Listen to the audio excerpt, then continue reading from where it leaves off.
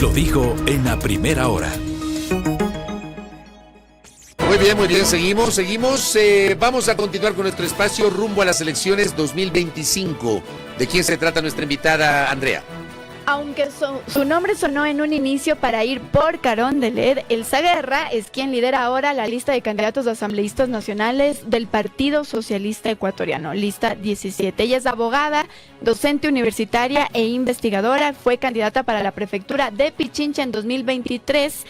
Esa candidatura la logró un cuarto puesto en la candidatura a la prefectura. Muy buenos días, Elsa. Muchísimas gracias por estar aquí en la primera hora. Hola, Andrea, querida. Gracias y gracias, Fabricio, por la oportunidad. Un abrazo para todos y todas. Gracias, Andrea. Elsa Guerra, que está con nosotros junto a Andrea y este servidor, encabeza la lista de asambleístas nacionales por el Partido Socialista, organización política que respalda la candidatura de Pedro Granja. ¿Por qué quiere llegar a la asamblea? ¿Cuál es el objetivo de Elsa Guerra y del Partido Socialista de tener representación en el próximo Poder Legislativo? Estamos enfrentando una de las mayores crisis en la historia ecuatoriana. No solo hay muchos sectores que no tienen agua, otros que no hemos tenido luz y que ha significado perder más de 100.000 millones de dólares, no solo en el sector industrial, sino el comercial, sino también en la gente de a pie. El nivel de desempleo en el país ha aumentado y además nos enfrentamos a una crisis de esa vieja política. Y me refiero a vieja política no por la edad, sino por las prácticas. Por eso es que es necesario hacer un cambio, construir una vida diferente, y el Partido Socialista Ecuatoriano, con la lista 17, está impulsando un proyecto diferente, con Pedro Granja a la cabeza, Verónica Silva como su binomio y Elsa Guerra para la Asamblea Nacional. ¿Qué es lo que nos diferencia de las otras candidaturas? Pues sin duda alguna, además de que nos hemos preparado para asumir este cargo, pues algo que tenemos todos, y es que estamos libres de corrupción. Necesitamos una política diferente, con valores, con honestidad, que con las manos libres, limpias, como ha dicho Pedro Granja en el debate, puedan impulsar una recuperación del Ecuador para garantizar por lo menos 3 elementos importantes. Un Ecuador con seguridad, un Ecuador que educa, que emplea, que reactive la economía de las familias, porque hoy estamos de enfrentar una crisis que provoca, como han dicho muchas madres de familia, que a pesar de que hayamos tenido un gobierno que dice que si te esfuerzas comes postre, tienen que mandar a sus hijos sin comer en la noche a dormir. Y finalmente, un Ecuador libre de corrupción, porque ese es un cáncer que está afectando a todo el Estado y que provoca que anualmente perdamos entre 5.000 y 6.000 millones de dólares. Elsa, cuando te presentamos, justo yo decía que en un inicio se oía mucho su nombre para Carondelet, para conformar el binomio. ¿Por qué eso no se consolidó? ¿Y por qué entonces ahora la asamblea? Mira, tenemos una propuesta muy interesante que es la de Pedro Granja. Pedro Granja es el mejor de los candidatos, futuro presidente, por lo menos por 3 razones. Es el único que tiene 2 títulos de 4º nivel vinculado a la lucha contra la mafia. Es el único que tiene experiencia de asesoría en otros países como Italia, y además tiene más de 20 años de trayectoria en el espacio de defensa de derechos humanos. En eso hemos coincidido con Elsa Guerra y con el Partido Socialista Ecuatoriano. ¿No se analizó tal vez ser parte entonces del binomio si él iba de presidente? Hemos analizado distintas alternativas. En esta ocasión hemos tomado la decisión de pelear por el espacio de la Asamblea Nacional, porque lastimosamente es un espacio completamente olvidado, que está representado por esa vieja política. Si miramos los datos, por ejemplo, del nivel de eficiencia de la Asamblea Nacional, nos damos cuenta que más de 20 asambleístas no han presentado ni un proyecto de ley. Hay asambleístas que no han presentado ni una solicitud de información. Es decir, no han ido a trabajar a la Asamblea Nacional. La propuesta de Elsa Guerra y de todo el equipo es justamente rehumanizar la Asamblea y saber que la Asamblea no es un espacio para la tecnocumbia, para el bizcocho, sino para legislar y fiscalizar. ¿Qué significa rehumanizar la Asamblea Nacional? ¿Qué quiere decir con eso? Primero, pensar que nuestra idea no es irnos a pelear entre los políticos, sino a defender los derechos de la gente. Eso me parece que es importante. No nos interesa encerrarnos en hoteles de 5 estrellas a discutir sobre los intereses o partidistas o personales, sino más bien justamente impulsar un proyecto legislativo que ponga sobre la mesa las principales necesidades. ¿Qué queremos hacer, por ejemplo, apenas lleguemos?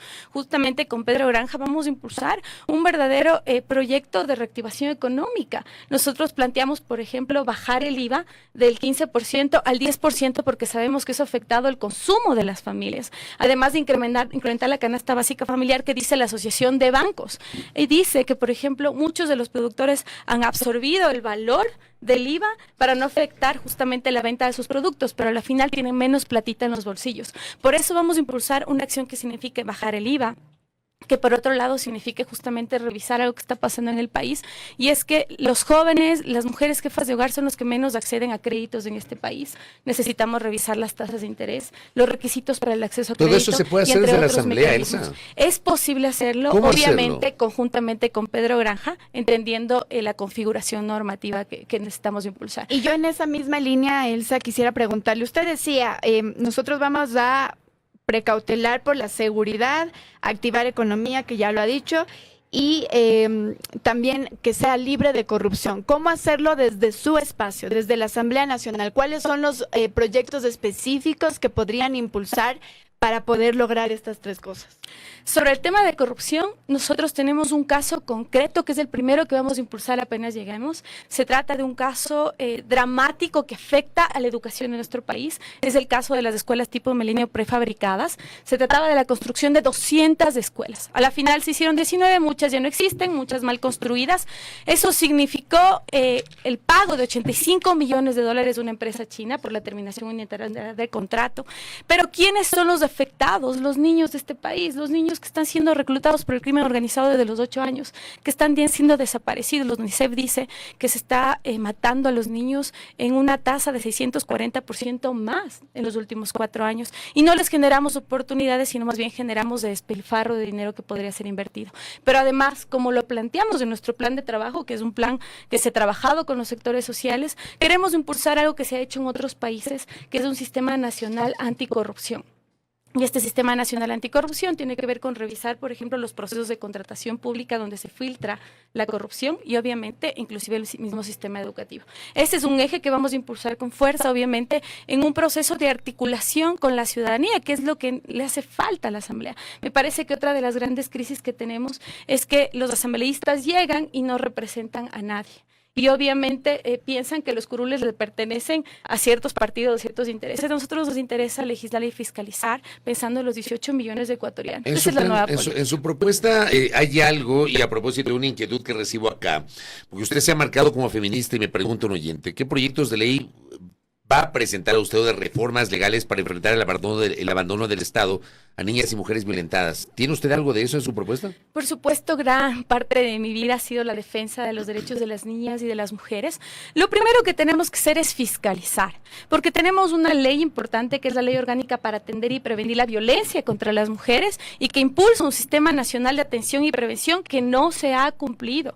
Ni siquiera esa institucionalidad se ha generado. Tenemos un Ministerio de la Mujer y de los Derechos Humanos que lastimosamente también es de cartón, que es un telón de humo que finalmente no logra invertir de manera eficiente, que se invierte sobre todo en reparación, pero no en prevención de la violencia.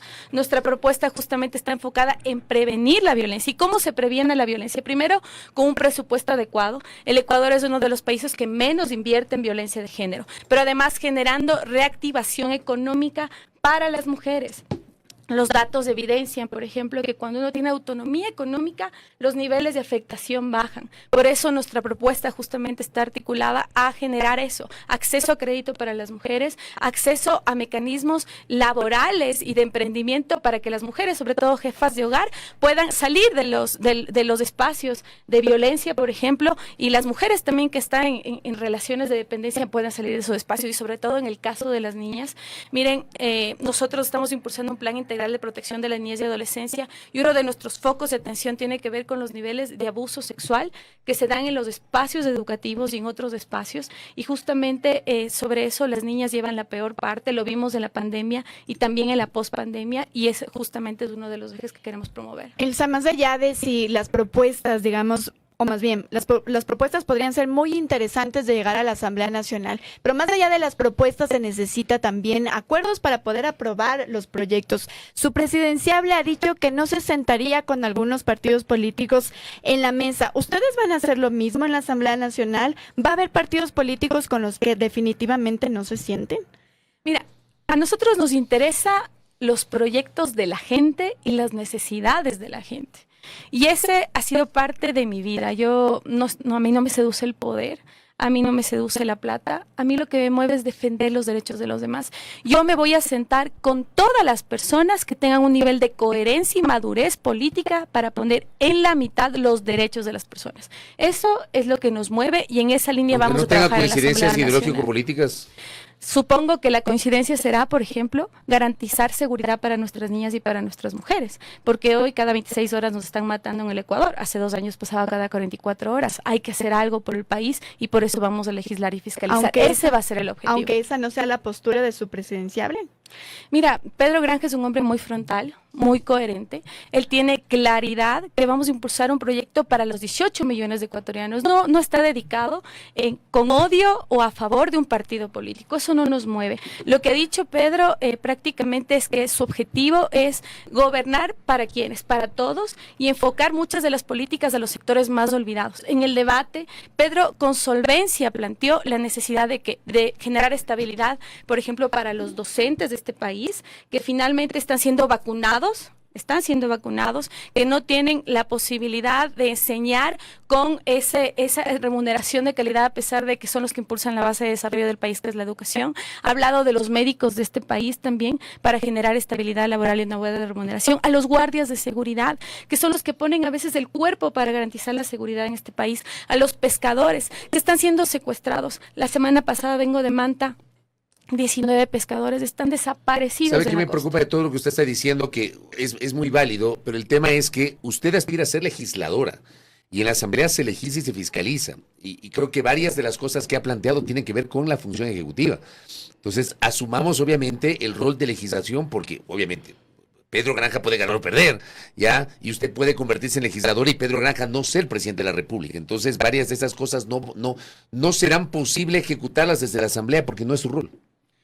Fabricio, con toda la consideración, no estoy completamente de acuerdo con lo que planteas. Por ejemplo, bajar el IVA tiene que ver con una disposición de carácter normativo. Pero el Ejecutivo tiene que enviar. Si no envía el Ejecutivo no puede bajar el IVA. Por supuesto, por eso te decía, Fabricio, que vamos a hacerlo con Pedro Granja. Y creo que esto se conecta un poco con lo que Andrea planteaba, cómo logramos realmente generar un cambio también desde la Asamblea Nacional. Y me parece que todo eso nos lleva a plantear a la ciudadanía que está en sus manos, que necesitamos tener un voto informado, y ese voto informado significa tener una bancada interesante que justamente comulgue con esta propuesta de cambio para el país. Por ejemplo, en el tema educativo, Fabricio, Andrea, ¿qué queremos hacer? Queremos reformar el artículo 43 de la Ley Orgánica de Educación Intercultural, por ejemplo, que nos ayude a romper el embudo, que no permite que los jóvenes se vinculen con el campo laboral, porque ahora los jóvenes solo tienen 3 opciones en el campo del empleo y educación: o huir de este país que no les da oportunidades, así arriesguen su vida, o vincularse al crimen organizado, o cuando quieren, por ejemplo, vincularse a la universidad, tienen que los padres endeudarse por más de una década. Sí, yo quiero volver un poco, y solo ya como para ir finalizando, a la Asamblea Nacional y lo que va a ocurrir ahí. Y esto, digamos, poniendo en contexto y también preguntándole por qué no se pudo consolidar esta alianza de izquierdas, y nuevamente le insisto en la pregunta, en la Asamblea Nacional, si no se pudo consolidar esa alianza de izquierdas, ¿cómo consolidar también acuerdos para poder aprobar estos proyectos a los que se ha referido? Bueno, pues yo creo que primero, el 9 de febrero tenemos que tomar una decisión importante. Pensamos que solo hay 2 opciones, es decir, Noboa, que cuando condonó la deuda de los grandes millonarios en complicidad con la Asamblea Nacional, puso el peso de la crisis en la gente con el IVA y entre otras acciones que no han resuelto problemas como la crisis energética y la crisis de la vieja política. Y por otro lado, el correísmo, que estuvo más de una década y que lastimosamente despilfarró no solo nuestros sueños, sino nuestra plata. Pensar en otra opción da la posibilidad de que lleguemos a la Asamblea gente honesta, diferente, con la cual podamos hacer un trabajo distinto. Sin duda alguna, no es fácil. Si un político viene y te dice que el día de mañana vamos a impulsar todos estos cambios, sin la necesidad de conversar con todos los sectores, te está mintiendo. Nuestra política no es una política de odio ni de muros, sino de tender puentes. Y nosotros vamos a conversar con todos los sectores políticos y todos los sectores sociales que realmente impulsen estas propuestas, estas alternativas. Eso es lo que vamos a hacer. Esta es nuestra propuesta. Yo les quiero pedir a toda la gente que nos está mirando que revise nuestras redes del Zaguerra en TikTok, Facebook, Instagram, para que mire ahí lo que estamos impulsando. Nosotros queremos reformar varias leyes, porque sabemos que a veces aquí te vienen y te presentan muchos proyectos diferentes. Hay leyes interesantes y otras que tienen que ser ajustadas, como les planteaba.